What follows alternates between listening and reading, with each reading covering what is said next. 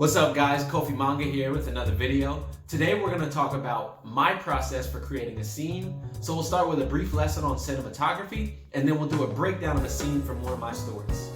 Now, one of the points that I want to stress today in this video is that manga isn't just about drawing ability. Don't believe me? Take a look at One Punch Man, world famous anime and manga drawn by Yusuke Murata. This is one of my favorite artists. Just really incredible artwork. Just look at that. But this isn't actually the original One Punch Man. This is. One Punch Man was originally a webcomic by an unknown artist named One. Look at these drawings. Straight up trash. But this has excellent storytelling ability. It doesn't really matter what the drawings look like because the story is great. So as the story goes, Yusuke Murata, who's already a well-established professional mangaka, happened upon One's One Punch Man reading it online as a webcomic. So he contacted One, and because the story was so good, he asked him if he could redraw it as a manga. So then it became a manga which took off and ended up becoming a hit anime series that's loved all around the world. It all started from this webcomic. It's all about the storytelling. And I also want to emphasize the importance of studying film. So we're also going to go over a lot of cinematography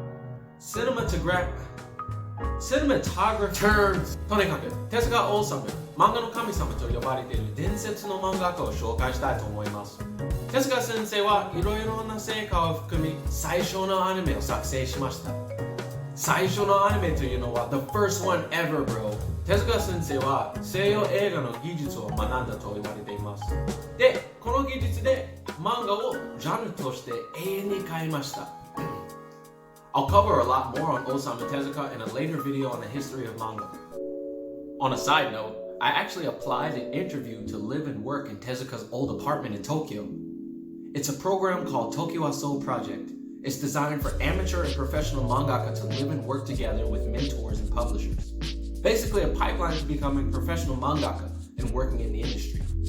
So I wrote essays in Japanese, did a 1.5-hour interview in Japanese because they don't speak English, and I passed the interview. This was like a dream come true. No Americans have ever even lived there before. 今年の夏休みに入居するつもりだったけど、このクソなコロナウイルスのせいでもう日本に行くのは無理だ。ありがとうね、クソなコロナ。Coffee break. まずい。Anyway, I am way off topic. で、今回ですね、全学に日本で書いた短編漫画を分割することより、シーンを想像し方を説明したいと思います。Yeah, I don't know why I'm just randomly interspersing Japanese dialogue into the videos. I thought it would be like a cool gimmick for the channel or something. I don't know. じゃあ、続けましょう。Right, so we're going to examine 2 pages from one of my recent manga. And why not just 1 page, you guys? So pages in a manga are a part of a whole piece of artwork and are viewed in relation to each other. A mangaka has to keep in mind how to set up the ending of a page to make the reader want to turn to the next page. You don't just place your drawings randomly. Planning is very important. シーンを想像するとき、どうやってページやコマを整えるのは大切なものです。読みやすいの方がいい。漫画でコマ割りと言われているものですね。いつかコマ割りについて動画を作るかもしれません。さらにあるシーンで観客に伝える方法がいっぱいあるので、計画は大事なものです。映画ではただ撮影してもいいですが、漫画はそういう簡単なものではないです。In a film, you can just roll the camera. But in comics, we can't because comics are made of static panels. And with any given action, we must select which single frame best describes that action in a given scenario.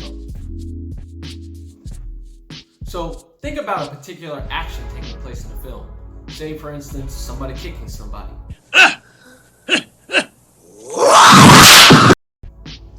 Now, when you translate this into a comic, think about at which point you freeze the image in the video to describe the action the best. We have to think about which one of these still images clearly demonstrates the action of kicking. And there's not always one answer. But let's go with this one. In comics, this is called choice of moment. This image here is the most direct and efficient way to communicate the action of kicking. In comics and film, we also have to consider what's called choice of frame. This is the distance and angle that we view these moments. Different shots have different psychological effects, and as creators, we can use this knowledge to our advantage as a communicative tool. A long shot shows the surrounding scenery and all characters involved. It's great to use to establish the setting, show the vastness of the environment, or, in this case, to express loneliness. Close-ups are great for signifying that something important is happening. Amateurs use way too many close-ups. This is bad because if you spam close-ups, they completely lose their value as important. Honestly, when I look back at a lot of my old work, it's pretty much nothing but medium shots and close-ups. Let that shot breathe, man! I've provided a link that has a great description of how to use these camera angles and what they mean down below in the description. If you'd like to see another video of me describing these angles in more detail, let me know in the comments. Over time, certain rules and guidelines like these become intuitive as you create more and more, so you don't really have to think about it, but it's always good to keep in mind. じゃあ、漫画に戻りましょう. So we're going to break down what's happening in these 2 pages, and I'm going to get you guys caught up on the story so far. So this story follows a boxer who didn't have to be one. He had everything that he could ask for in life, but he wanted to become mentally strong and live life his way and by his rules. He wasn't good at making his own decisions, so he decided to challenge himself to become a boxer. Although it's dangerous, this decision changed his life forever. So, at this point in our story, Baldwin, our hero, is squaring off against the undefeated Russian champion Petrov, known for having hands of steel. Baldwin is giving his all and trying his hardest to win, but he progressively takes more and more damage. And that leads us into this 2-page scene at the end of the round. So I'll read and translate both pages first, and then I'll go into a panel-by-panel breakdown. ゴングに助けられました。まだいけるのか? And he was saved by the bell. Can he keep going? ペトロブは強すぎる. Petrov is too strong. もう良くない? 試合を止めろ. This is bad. Stop the fight. ひどいな. This is terrible. やばくね? Oh my god. うるさいな. Everybody, just shut up. もう良くない. 危険するぞ. This is bad. I'm gonna stop the fight. ねえ、会長. Hey, coach. 僕は誰だと思う? Who do you think I am? 死ぬまで生きる. もう決まったことだ. I can keep going until I die. It's already been decided. 諦めそう. Looks like they're throwing in the towel. いや、出てくる. あいつは本物だから. No, he'll come out. He's a true warrior. The first panel is a medium shot showing the damage that Baldwin incurred. It's the largest panel on the page and the character is front and center. This is supposed to command the attention of the audience. Next, we have a ground level shot showing Baldwin trudging back to his corner. It was the design choice that I felt added to the drama of the scene. Also, eliminating his face makes it clear that the character isn't the one speaking.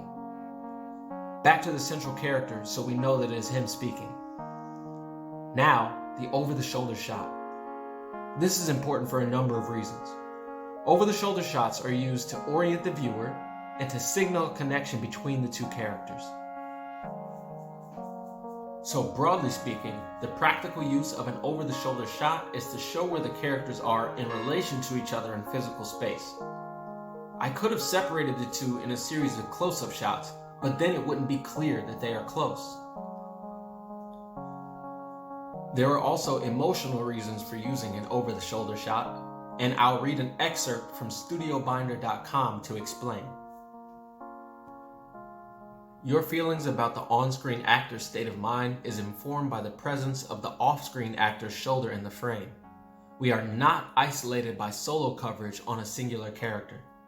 Because we can technically see both actors in the frame, The visuals of the shot therefore suggest an equal emotional playing field. If you frame a character by themselves, you isolate them. If you frame characters together, you connect them. The idea is not to say these characters agree or even like each other, but rather that they are part of a collective emotional context for the scene. The characters in the scene are at the very least on the same page. And if you have a big shift in your scene, you can show that by moving out of your over-the-shoulder shot into an isolated single shot. Not showing Baldwin's face at this pivotal moment builds suspense for the big reveal. The focus on the coach's reaction builds anticipation to make the reader want to turn the page. Pretty much anytime you have a cliffhanger or a big reveal, you want to make sure that you plan your pages accordingly. Big reveals or impactful shots are best at either the beginning or ending of a page. Now on to the second page. First of all, this is a huge panel taking up half the space of the page. It's what we call a bleed panel, meaning it bleeds through the end of the page. Bleed panels are used for three reasons: emotionally impactful shots, important reveals, and establishing shots. An establishing shot is basically a shot that shows where the scene takes place. Now these aren't always bleeds, but if the scene change is important, then they can be very useful. So this page is where Baldwin reveals his resolve. He's willing to die to follow his own path. The next panel is a standard close-up. This was used to show the drama of the scene and express his resolve through his expression. Next, we have a close-up of his coach in response. Now remember, an over-the-shoulder shot represents a connection between the two. Separating them with two close-up shots on this page was a symbolic way to represent their opposition of values. Coach wants to throw in the towel and stop the fight.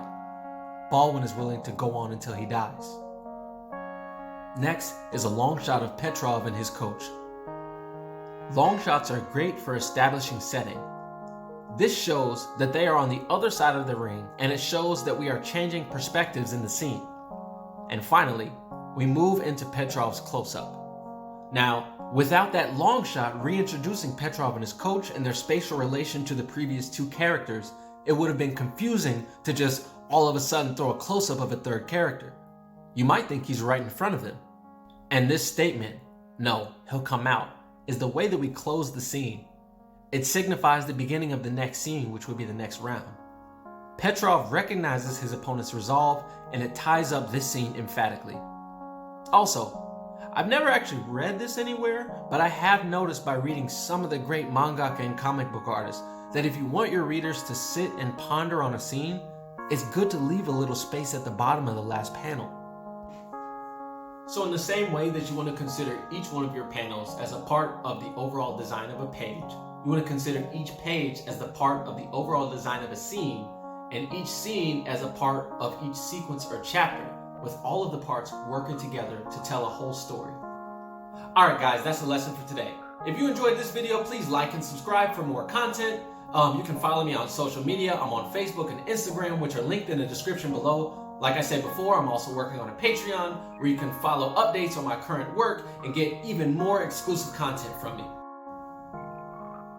I'll break down my creative method even further, giving access to storyboards and original manuscript pages. And once again guys, don't forget to like and subscribe if you found this video useful. Please share, and I'll see you next time.